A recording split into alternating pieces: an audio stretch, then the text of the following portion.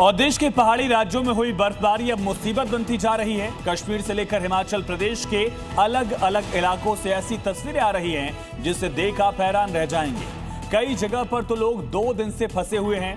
बर्फबारी के बीच छुट्टियां मनाने पहाड़ पर पहुंचे लोग फिलहाल फंसे दिख रहे हैं। रिपोर्ट देखिए।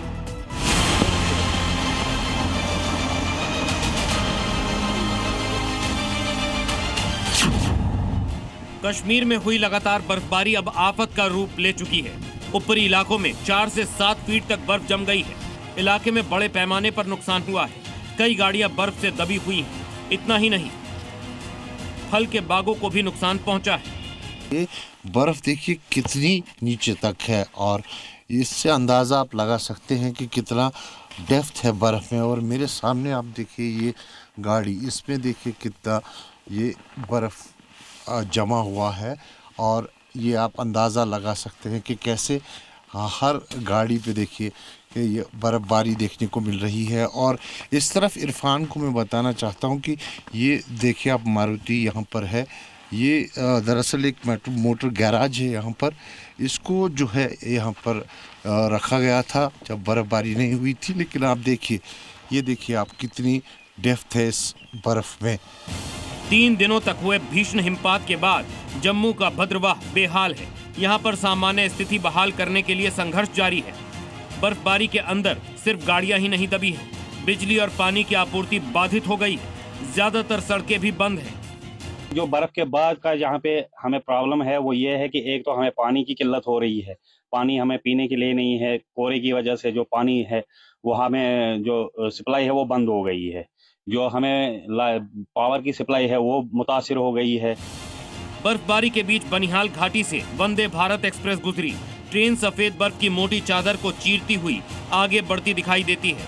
ये दृश्य सिर्फ आकर्षक नहीं बल्कि इस बात का सबूत भी है कि भारत ने कठिन से कठिन इलाकों में भी रेलवे कनेक्टिविटी को मजबूती से बनाए रखा है।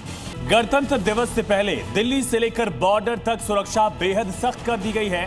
आतंकी साजिश से लेकर हमले की फिराक में बैठे आतंकियों की किसी भी हरकत का मुंहतोड़ जवाब देने की तैयारी है। खुफिया इनपुट के बाद दरअसल सुरक्षा बलों ने संदिग्धों की तलाशी का अभियान और तेज कर दिया है।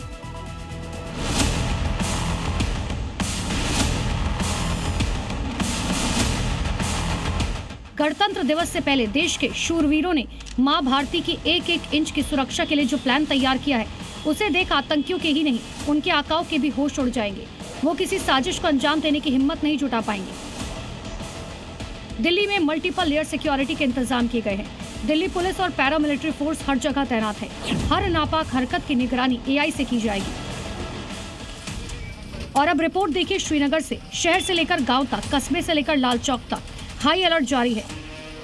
किसी भी आशंकित हमले को रोकने के लिए हर मुमकिन तैयारी है। हाई रिजोल्यूशन CCTV कैमरे और ड्रोन से निगरानी की जा रही है। फेस रिकॉग्नाइजेशन सिस्टम का भी इस्तेमाल किया जा रहा है। गणतंत्र दिवस का समारोह आने वाला है। उस मौके पर सुरक्षा जो प्रमुख जो है कर्तव्य है जम्मू कश्मीर पुलिस और CRPF का और अन्य सुरक्षा एजेंसियों का, वो उस कर्तव्य को नहीं भूले हैं। 26 जनवरी के मौके पर आप देखिए किस तरह से नाका लगा दिया गया है, किस तरह से CRPF और जम्मू कश्मीर पुलिस के स्पेशल ऑपरेशन ग्रुप्स और जम्मू कश्मीर पुलिस शिपियन जो है यहाँ पर चेकिंग्स कर रही है। जगह जगह मोटरसाइकिल हो या फिर वाहन हो, उनको रोका जा रहा है, उन गाड़ी को चेक किया जा रहा है। जम्मू कश्मीर में पाकिस्तान की तरफ से भेजे गए आतंकी गोरिल्ला वॉरफेयर में ट्रेंड है।